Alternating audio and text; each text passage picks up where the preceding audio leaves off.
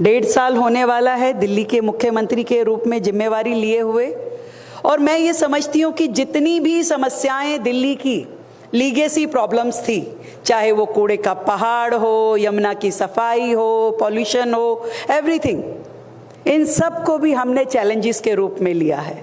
वो चैलेंज जिसे आज दिल्ली का जीवन बेहतर करने के लिए, दिल्ली वासियों को बेहतर फैसिलिटीज़ देने के लिए पूरा करना बहुत ज़रूरी है।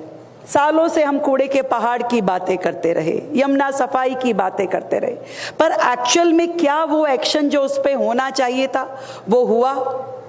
ये बहुत इम्पॉर्टेंट है। मैं अभी अर्नव से बात कर रही थी और उनसे बात करते करते बहुत सारे, क्योंकि हम दिल्ली के लोग जो दिल्ली में पले बड़े, वो हमेशा से इन सब्जेक्ट से बड़ा कनेक्टेड रहते हैं कि एक्चुअल में अब क्या हो रहा है। क्या इस बार जब नवंबर की हवाएं चलेंगी तो हमें बेहतर हवा मिल पाएगी? क्या कूड़े के पहाड़ कभी पूरी तरीके से ख़त्म हो पाएंगे? क्या कभी हमारी ये जनरेशन भी अविरल यमुना का रूप देख पाएगी? तो मैं आप सबको कहना चाहती हूँ, यस, हम इसे करके दिखाएंगे और ज़रूर दिल्ली वासियों का जो हक है, दिल्ली के जो दिल में है, वो सारे टारगेट्स जरूर अचीव किए जाएंगे। बहुत ही ज़रूरी है उसके लिए एक डेडिकेशन, एक प्लानिंग और वो कोऑर्डिनेशन जो सेंट्रल गवर्नमेंट के साथ में किसी भी स्टेट गवर्नमेंट का होना चाहिए, जो आज बाय लक आप सबकी ब्लेसिंग के साथ में दिल्ली में है। ये 2 इंजन की सरकार जो काम कर रही है, और दिल्ली का अपना एक नेचर बड़ा शानदार है। दिल्ली में जब कोई आता है तो दिल्ली ये नहीं पूछती कि भाई आप कौन हो, क्यों आए हो।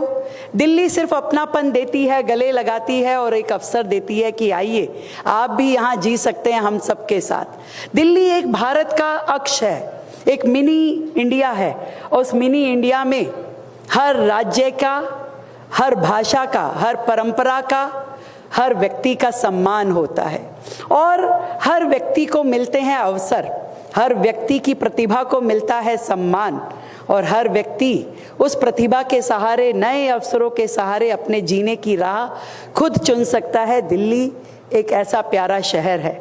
जब मैं दिल्ली की, कोई पूछता है मुझसे, आप जैसे प्रबुद्ध लोग, कि दिल्ली की क्या खासियत है, तो मैं यही खासियत सबको बताती हूँ कि दिल्ली की ये खासियत शायद किसी और राज्य की है ही नहीं, कि जहाँ जम्मू कश्मीर से लेकर कन्याकुमारी तक और गुजरात से लेकर नॉर्थ ईस्ट तक हर राज्य के लोग यहाँ रहते हैं, और दिल्ली उन सभी लोगों का बहुत सम्मान के साथ, आदर के साथ, उनकी परंपराओं का, उनके रीति रिवाजों का, उनकी भाषा का, उनके कल्चर का, सबका सम्मान करते हुए यहाँ से चलती है।